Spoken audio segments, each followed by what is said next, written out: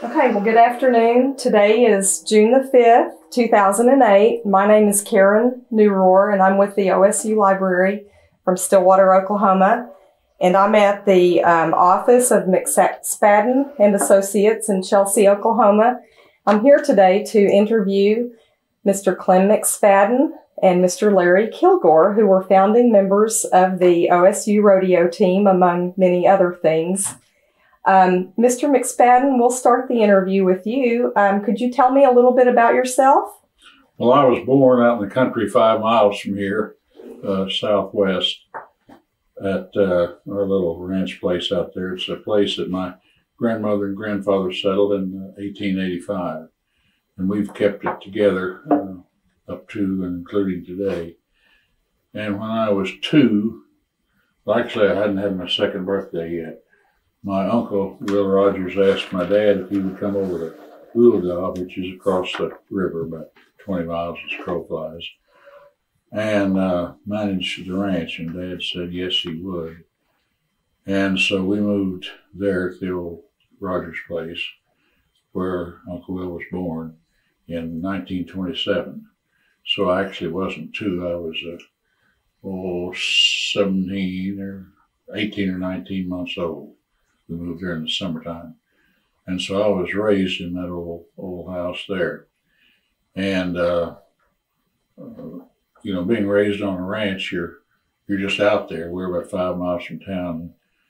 Our closest neighbor was about 1.5 miles. And we didn't, you know, we lived pretty much a semi-primitive life, as almost like my dad had been raised. And there wasn't anything to do in high school but play basketball and learn to rope. And so we roped calves and goats and played basketball. And that's kind of how I got started. Okay, and what years did you attend Oklahoma A&M College? Well, I started in 43. I graduated in 43, and I promised my mother and dad that I would go to college and finish college, and so they wanted me to start in 43. And after I'd enrolled, I found out that if you hadn't joined the service within about 60 days after your 18th birthday, you was drafted. And I didn't want to go into the Army. I thought I wanted to go to the Navy or the Marine Corps somewhere. So I stayed at Stillwater until my 18th birthday in November, and decided I want to come home and spend the last 60 days at home with my mother and dad, which I did. And so I joined the Navy in the 8th day of January in 1944. And there's an old fiddle tune that country people used to play called the 8th day of January. And Dad always laughed and said I picked a good day to join the Navy. And so I went to boot camp in San Diego and was lucky enough to get in Navy B-12.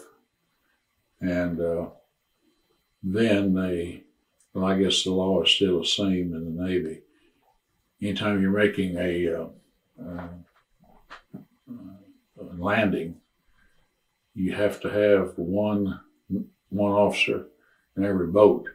But a lot of those little landings, there were, you know, maybe 10 or 12 people on one of those little boats, so you had to have one officer with them. So they were sending us to midshipman school for 90 days, and then sent us on to, no, that wasn't midshipman school, that was the first setting. Then you went to midshipman school for another 90 days and you were commissioned. So I was set to be commissioned before I was 19. And by the time I got through the first 90 days, the Navy had enough boot ensigns, they didn't need any more. And what the Navy did, instead of sending us just into the general force, they sent us to Navy V-12.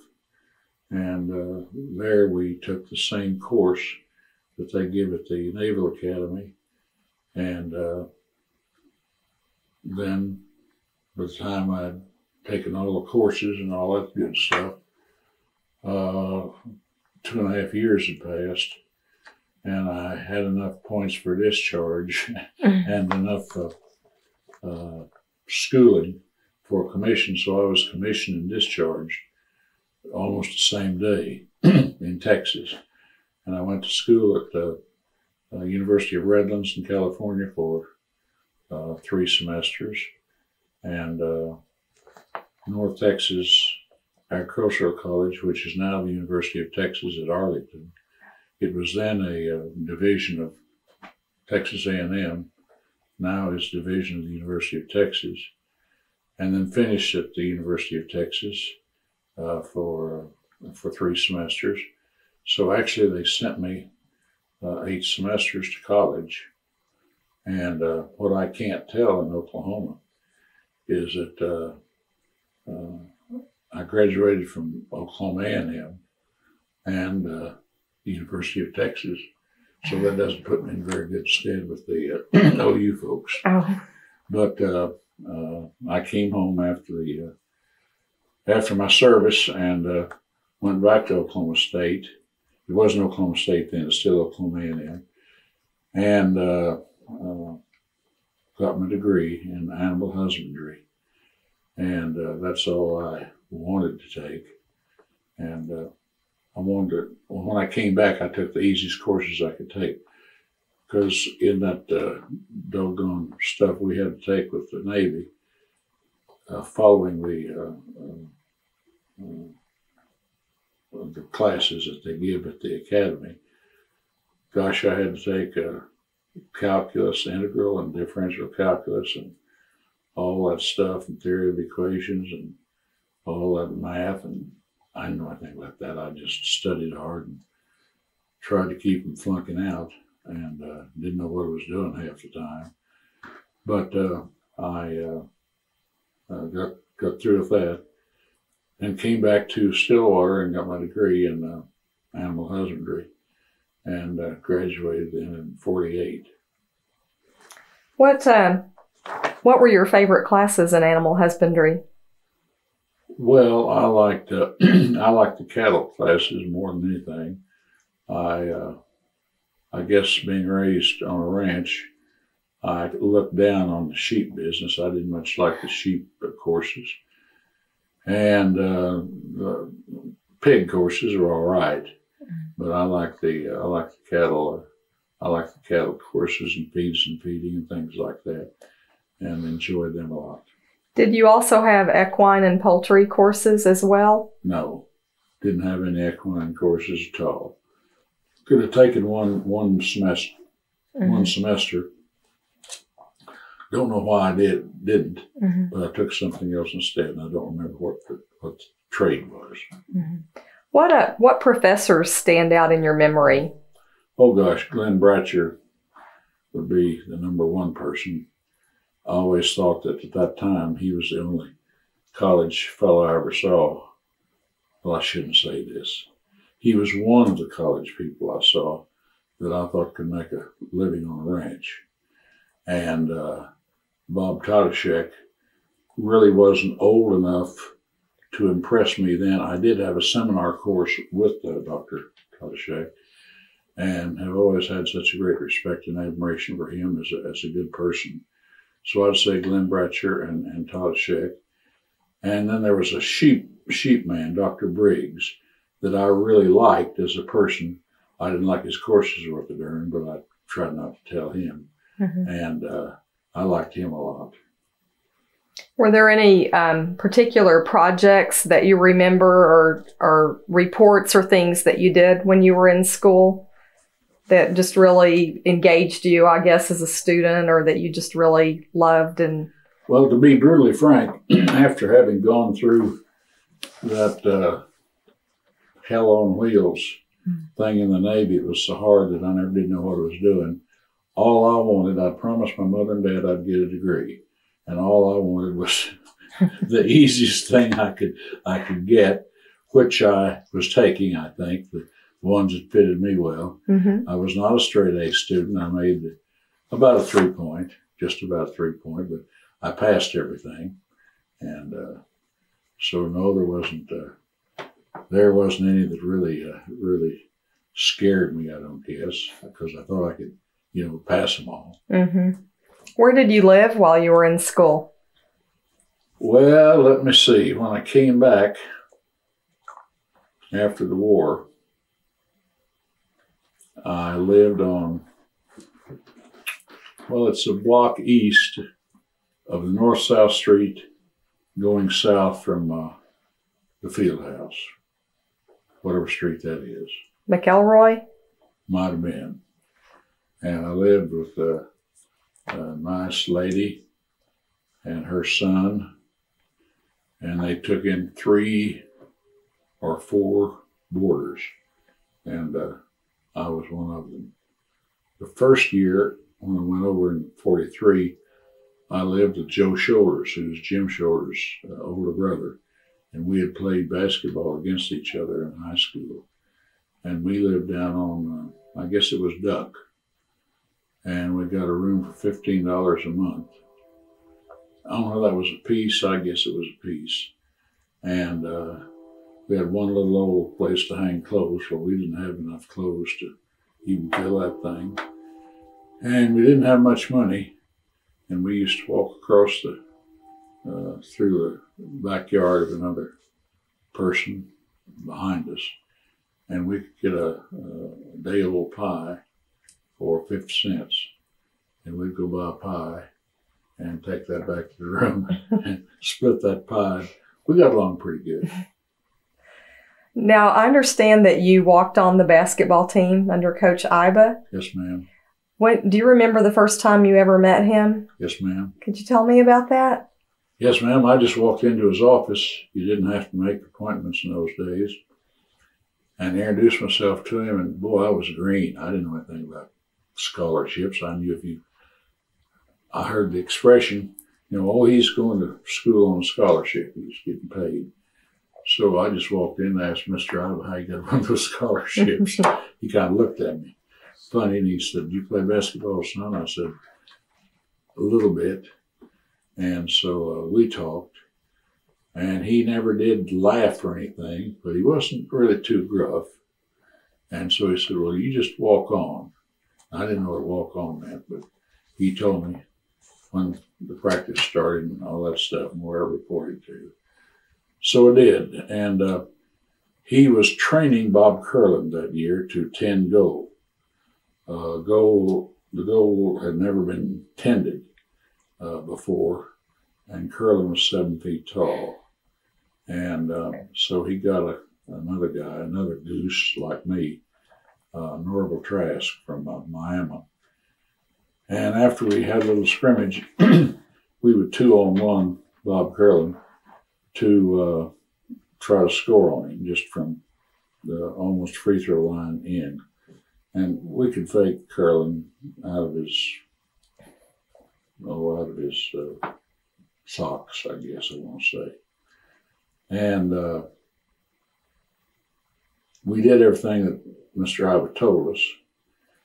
And I got fairly well acquainted with him. I'm not trying to tell you that I was in good or real solid, but I think the biggest thrill I ever had after I went to the Congress for a year and completely lost my head, I decided I could be elected governor. And David Hall was the governor then, was going to run again. And he was in bad trouble with the courts. And I thought, well, he can't, they won't elect him. And I believe I can win this thing. Well, that was pretty good thinking until a fellow named David Bourne decided to run. And he ran me out of the state almost. And we won the primary, and then he got us in the runoff. But David Hall shifted his strength in the runoff to David Bourne. And so we got beat about 30,000 votes statewide. And that sounds like a lot, and it is a lot, but it's then there was better than 3,000 precincts. So we got beat about 9 or 10 votes a precinct. It wasn't, I mean, it wasn't like getting beat 3 to 1 or 5 to 1. And so I learned then that you don't ever predict Oklahoma politics. Never. What year was that you ran for governor? 74. In 74. Yes, ma'am. Exactly. And what year did you walk on the basketball team? That would have been 48, 6. Did I get back in 46, the fall of 46? Yeah, I guess I did. Kilgore says I got back in 46, so 46. 46. Yes, ma'am. And then, so when you ran for governor, Mr. Iba endorsed me. Endorsed you. He called, and I was never surprised in my life. And he kind of hesitated with me and said, Clem, would it be all right if I endorsed you? I said, oh, my God, Mr. Iba. Well, and I couldn't say anything. So he endorsed me, and I remember we went over to Langston, and they had a nice deal there in the gym, and a nice little short program on the stage. And he introduced me to all the students and the faculty at Langston. I don't know if we carried Stillwater or not, but I know we carried Langston. And so I'll be eternally grateful for a good feeling. That was the best feeling I've ever had in politics, because everybody that knew Mr. Iba just revered him, admired him. I can't tell you the feelings that people had that knew him a little bit, and that meant so much to me. Never, never, never will I forget that. And had you kept in touch with him over the years? Little bit. Little bit before we lost him. But not real close. Just That's amazing that he called you. Yes, ma'am, because I hadn't seen him in, well, this was in 74. And this would have been in the, oh gosh, yeah, see, that would have been in the 40s. That's a lot of years. And that is a lot of years. Yes, ma'am. I met a couple of his brothers in that period of time, but I don't believe I'd ever talked to Mr. Iba. What do you remember about his coaching, his practice sessions? Were they pretty rough? The old country boy said, you done what he said, or you tried to do what he said. And yeah, he was a taskmaster. Was he a large man? No. Very commanding presence, though? Yes, ma'am, very commanding presence. And he never laughed. You know, he never, I'm sure he laughed and smiled and ha-ha at home or something, but he was all business there. And you played to his drummer. Did he have a whistle? Did he blow a whistle? Do you remember? You know, I don't remember. I'm sure he did, but his voice was shrill enough you could sure hear him. Oh. I'm not sure. I'm not so sure he did. I'd have to ask Joe Shoulders or somebody. What do you remember about Bob Kurland? Big, nice guy. I've kind of kept up with him, not too closely, but I talk to him every 3 years, and he's the kind of a fella that I could walk into his office now, and he'd call me by name, and I could call him by name, and we could talk. That's the way I describe him, but a super nice human being. Okay. Well, let's talk about the rodeo team and how that all got started. Oh, we heard about they were going to have a college rodeo at Lawton at Cameron University. And we kind of wondered how you got into this thing.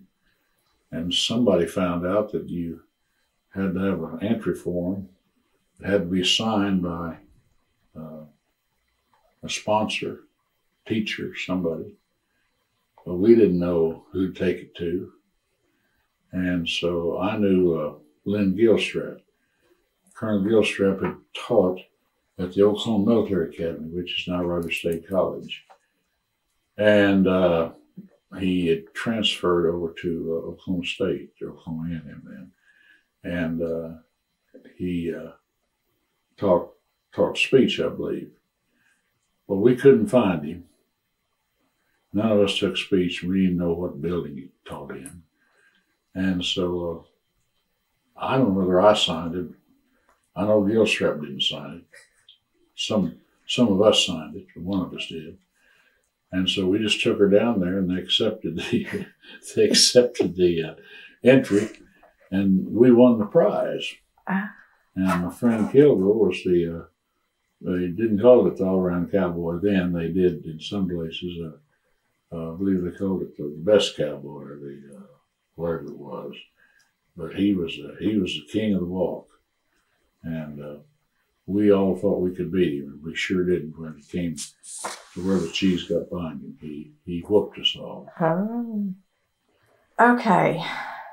So that was the first rodeo. Mm-hmm. So that was how the team started. Yes, ma'am. And then we got this little old trophy that stands about this high, and we didn't have any place for it. There wasn't any place to take it. And I'll let Larry tell that story in a little bit, because his one of his very dear friends, one of my dear friends, former House Representative member, Ed Apple, nosed around and found out Ed was a brother-in-law to Harold Emery, now deceased, one of our 5 starters. And he had a day for us over at the Capitol. And we got to go on the floor of the house and say words and all that good stuff, you know. And they have a way of pouring it on you over at the house. And so we did that in Oklahoma City. And they took it to the Cowboy Hall of Fame, and now I believe it is it not at Stillwater now? I think it might still be at the Cowboy Hall of Fame from what I've heard. I think it's still there. Okay. Well, I want to be sure that it's where people can see it, mm-hmm. or we'll get a movement to move it home. Mm-hmm. Sure will. So did you have a horse? Yes, ma'am. In school? Where did you keep your horse? Yes, ma'am. Kept him out at the fairgrounds. Nice old gentleman named Mr. Blue ran the fairgrounds. Little short man, wore bib overalls, kind of a country-looking gentleman. And he looked after several horses that were kept out there. Mm-hmm. And I brought 2 roping calves with me to practice on. And that's where we kept our livestock. Although we would go out, I guess it was west of town, as I remember, to Frank J's place. RJ Cleaners. RJ Cleaners. And we'd practice out there. And practice some at the fairgrounds, but not that much. Mm-hmm. What were your rodeo events? I roped and tried the bulldog. And I say try, meaning exactly that. Wasn't very good. Mm-hmm. Calf roping or team roping, both? Calf roping. Calf roping. Didn't team rope then, didn't have it. Mm. Were there other events that were different then than now? No. The rest of them were about the same. Mm-hmm. Had steer roping in some rodeos. And I roped steers in smaller rodeos back then, but not in big ones. Mm-hmm. Didn't have enough money to enter the big ones. When did you first learn to rope? Oh gosh, I don't know. I was three or 4 or 5 years old. Mm-hmm. You just grew up roping. Yes, ma'am. Mm-hmm. Yes, ma'am. Mm-hmm. And when was the last time that you roped? Has it been a while? Oh, yes, ma'am. It's been 10 or 12 years. Mm-hmm. Do you miss it? Yes, ma'am, I do. I could still go get it on one, but I wouldn't know what to do with him. after I caught him, I don't think. Mm-hmm. I'm too old and slowed down. Couldn't finish it. Mm-hmm. Couldn't finish it. What were the entry fees for college students when you all went to the college rodeos? I'm going to say $10. That's a guess. Mm-hmm. It wouldn't be over 15, I'm sure. And did you all have the money to pay the entry fees? We had that. You had I that. had to get it or find it or something. Yes, ma'am. Mm-hmm. We had to have it. And it was $10 a person? Yes, ma'am. If you entered the 2 events, it'd be $20. Mm-hmm. And what kind of prizes were there? Well, they would take the they'd take the pot, and if you had 30 ropers at $10 a piece, that's $300. And if they're going to get 2 calves, you'd have 2 calves on an average. So there'd be 3 payoffs. And you take a third of the $300, which would be 3 $100 deals. Mm-hmm. And you get 40, 30, 20, and 10% of that, which is 40, 30, 20, and $10. Mm-hmm. And did you have a pickup truck and a trailer? No, how did you haul your horse? All bummed to ride or something. No, ma'am, I didn't have a didn't have a pickup, didn't have a trailer. Mm-hmm. But that's why we all tried to stay in good Turner Raiders. He had wheels, had a trailer and everything, and it was pretty good. Mm-hmm. Mm-hmm.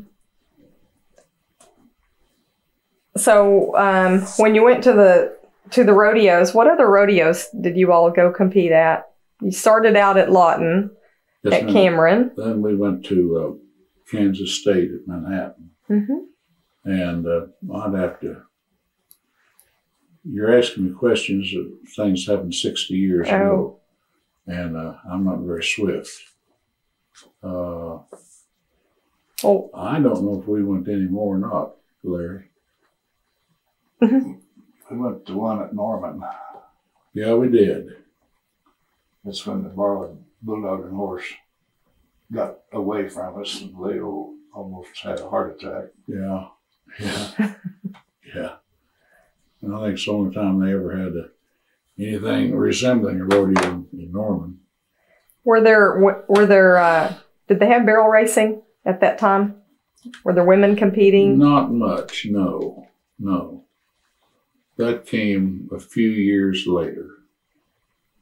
I'd say on up in the beginning of the 50s. Okay. Up in there, say 53, 4, 5, along in there. Mm-hmm. That's when they first started. Well, did the ladies come and watch the rodeos? Oh yes, sure they did. Mm-hmm. So pretty good crowds. They didn't sell out or anything. But yes, they had decent crowds. Mm-hmm. Decent crowds. They were real interesting to us, because there'd never been college rodeos before. Were the rodeo clowns then? Mm-hmm. Mm-hmm. How did they dress? Is it the same now, or has that changed? Very similar. Very similar. Mm-hmm. And they fought bulls. They were more bullfighters than clowns. Mm-hmm. And then the trend later became, if you're going to be a clown, do something funny. And then in regular rodeos, PRCA rodeos, they started the bullfightings in the 80s. And then every clown wanted just to be a bullfighter and not be a clown. And so it's changing back a little now to some humor. Mm. Well, is that when the barrels started, or had that been around longer than that, where the clowns would use the barrels? No, the clowns always had a barrel to run around. Mm-hmm. I guess as long as I can remember, just about. Mm-hmm. Okay, that's interesting. Did you ever try your hand at any other events besides roping? No, ma'am. Never were tempted to bull ride or anything? Heavens to Betsy, no. Those guys are nuts. Oh. So as a rodeo announcer, you've seen so many so many rodeos and events over the years. Do you enjoy watching the roping the most since you roped? Still do. You never shed that thing that you started in trying to excel. You always try to excel. You very seldom do, but you try and you hustle. Okay. Were there social events after the rodeos? Sometimes there'd be dances, but we'd generally have to get home and go to class the next day. So we didn't, we just get behind that wheel and go home. I'd go to Stillwater. You mentioned that you had some calves and you kept your horse there and that you would practice. Did you go quite a bit? Did you practice almost every day? Sure. I tried to get out and rope a little bit every day. I just had those 2 calves, so I just probably roped 2 calves, and that way it's kind of keeping your horse, in shape. And yes, ma'am. Well, tell me about your rope. What kind of rope were you using? They were 3/8, or scant 7/16, and they're Plymouth Yacht Manila. That was before they started really making nylon ropes. They started making nylons during World War II. And before that, they were all Plymouth Manila ropes. They were made back east in Massachusetts, Boston. And they had a good feel to them. And as a matter of fact, I believe that's the one right over there. That one's called, I think that's a Plymouth. And they don't, that rope has been coiled up there for years. And it's a good feeling rope. Good feeling rope. Might be a little stiff now. It's been in this room for a good while. Were there any traditions that developed around the rodeo team? No, we all just went and had fun and tried to win. And that was it. And if we didn't win, it was all right because we had gotten to hear the band play and gone somewhere. And got to rope before a crowd. So that was all right. So you all enjoyed being together? Sure we did. Yes. And who were the other members? Harold Emery, Turner Metters, of course Larry Kilgore, and Bud Rigger, and Leo Roberts. And gosh, they're all gone except Larry and I. And you all kept in touch all across the years, didn't you? Ma'am. Could you tell me a little bit about that? Well, we just kept in touch. We were friends then, and we were friends the rest of our lives. And when you form a friendship, especially at that age and that close, you don't ever get away from that friendship. You stay friends. And you know that you can count on them, and they'll be your friends. And that's the way we lived for about almost 60 years. Did you have reunions in particular? Not per se. We had one at Kilgore's house years ago. Leo's Turner at the Lake. Well, but I'm talking about way back when Emery and those guys were living. And so, yes, we kept in pretty close touch with each other because they kind of spread to the high winds and moved out of the state. Are there any other people on campus? Did you ever meet President Bennett? Yes, ma'am. He wouldn't have remembered me, I don't think. But yes, ma'am. I have a distant cousin that married his daughter, and so I knew who he was. And yes, ma'am, I knew it. What do you remember about him? Well, to me, he looked gruff. He wasn't, but he didn't have a happy face. I guess that's what I want to say. But he was a great president. Great president.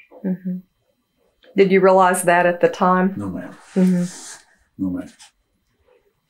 And how was it with the different colleges? Did the students get along, or did the agriculture students and the engineering students was there any friction between the students of the different colleges or anything like that? I didn't notice that. No, Mm-hmm. ma'am. I'm sure there would be some rivalry, but we didn't notice that very much. Mm-hmm. Okay. Did you ever meet Frank Eaton, Pistol Pete? No, I don't think I ever did. I saw him bunches of times. As far as meeting him and talking to him, I don't think I ever did. Mm-hmm. I don't think I ever did. Mm-hmm. Okay. One of the things I wanted to be sure and ask you about today was your Cowboys prayer. Mm-hmm. Could you tell me the story behind that? Well, I'm a great sports fan, and in the 50s, I don't know what it was, 56 or 7 or 5, on there. I went to Tulsa and Old-Timers baseball dinner that I had gone to for several years. There was a minister, he was either a Presbyterian or a Methodist, and he always gave the invocation to open the festivities that night. And he gave a baseball prayer. And driving home, I do all my thinking when I'm driving by myself. By the time I got to Catoosa, just a few miles out of Tulsa, I had put together a prayer in my own mind that used Western or cowboy lingo as he used baseball lingo. And his punchline in his prayer was he asked the Lord to let him live the kind of a life so when he got up there, the Lord could tell him that he was safe at home. And so by the time I got to Catoosa, I kind of had one thought out. And I didn't do anything with it until I went to Big Spring, Texas this summer to announce the rodeo. We were still in session in June. And I had a plane chartered to fly me to Big Spring. And I called ahead and said, I'll be there just in time for the rodeo. Panic. And talked to the secretary. I said, get a program ready for me, will you please, ma'am? She said, yes. So, I get there like 10 minutes till 8 and get up on the announcer stand. There's a fellow waiting for me there that's on the committee, and it's the first time I've been in Big Spring. I'd never seen this man before, and he said, now don't forget, we're going to leave that riderless horse out for Uncle John. Could you say something, or a little prayer or something? I said, yes, sir, believe I can.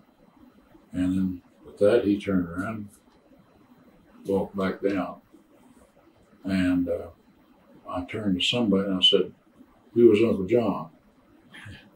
They said, well, he was an elderly gentleman, rancher everybody knew and everybody loved. It helped start this rodeo 7 years ago, and he died last winter.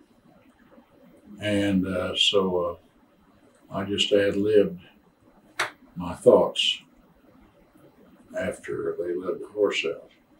And Freckles Brown was there in the bull riding. And Freckles and I had traveled together a lot and stayed together. We were best friends.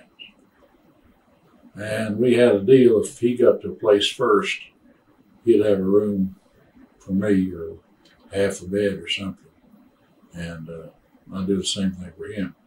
So when I crawled down off the announcer stand that night, he was waiting down at the bottom. And I just knew he was going to say, now, I've got us a room up here at the trail's end, the inn up here. And he kind of talked fast, and he said, hey, he said, Clem, and he used the word little a lot. I like that little horse. I've got a good little pickup, he'd say. He said, I sure like that little prayer he gave. I said, thank you, Freckles. He said, make me a promise. I said, what's that?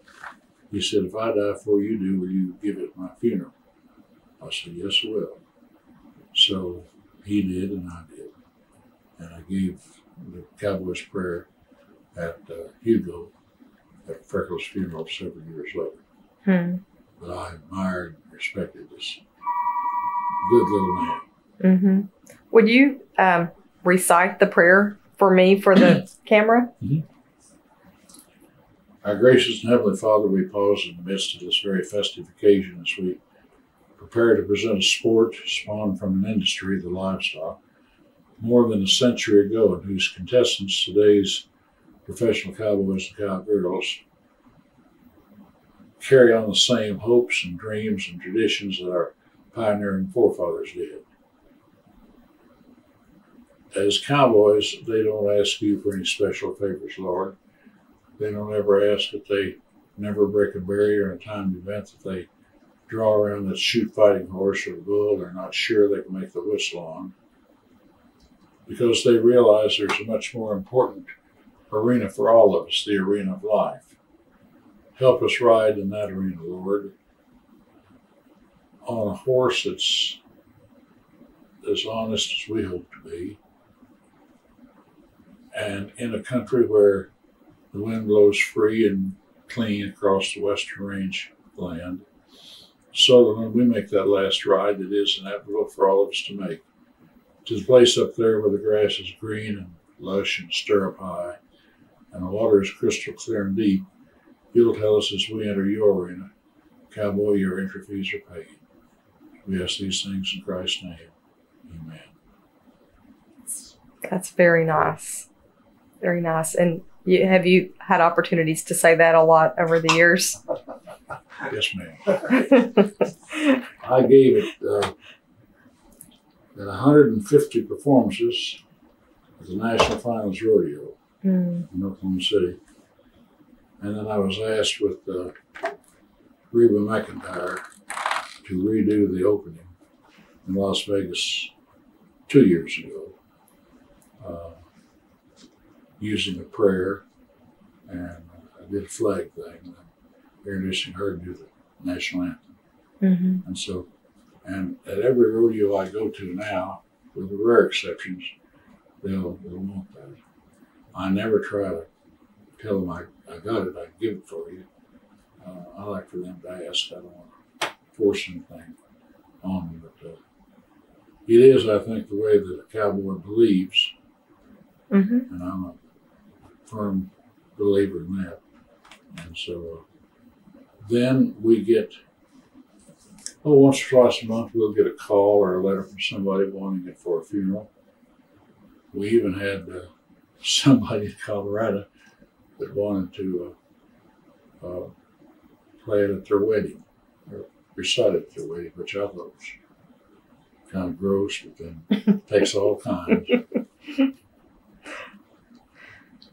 Well, I've talked enough. Oh, there's a lot more I know you could say. I see hanging on the wall another poem, I guess, or If Our Flag Could Talk, that you wrote. Yes, ma'am. What's the story about that? Oh, you don't do anything original. You generally steal or borrow a little from somebody. And when I was in Congress, they had the Marine Corps band on the floor of the House one day, and the Marine Corps young man gave a little dissertation on If Our Flag Could Talk, and talked about the steel mills of Pennsylvania and the redwood trees of California and so forth and so on. So I just kind of changed some of that and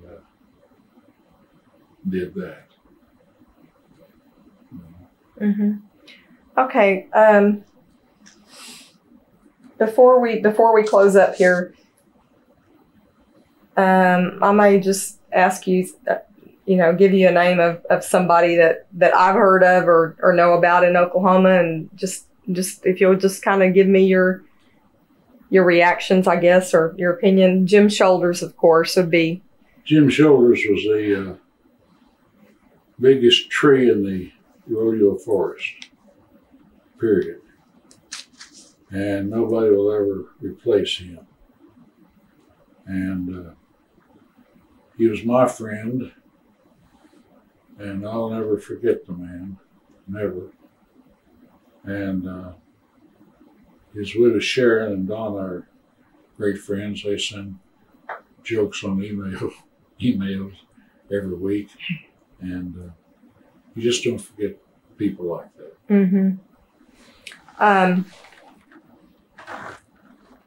Your family, your uncle Will, great uncle. He gave me this saddle when I was 5, and that's the Visayas. And it's these are the sterling silver conchos there. And the Visayas was the, I guess, the kind of the Mercedes-Benz of the saddle business back then. It's California-made saddle. And Blake's little boy rode that saddle for a while. Ben Lawrence's kids all rode it, everything. And I just kind of kept it around for a number of years.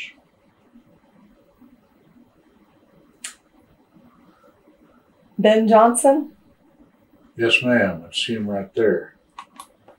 He was raised over in the Osage. His father was a great steer roper and quit the roping business.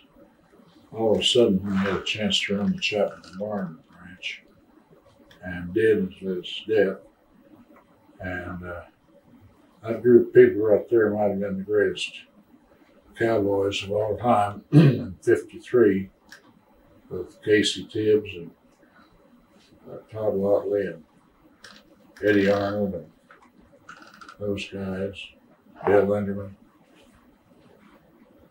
Great bunch of cowboys.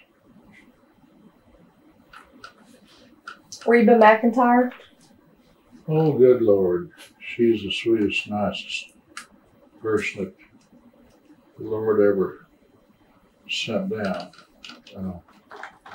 Donna and I gave each other an airplane ticket to New York when we wanted to see the first performance when she opened on Broadway.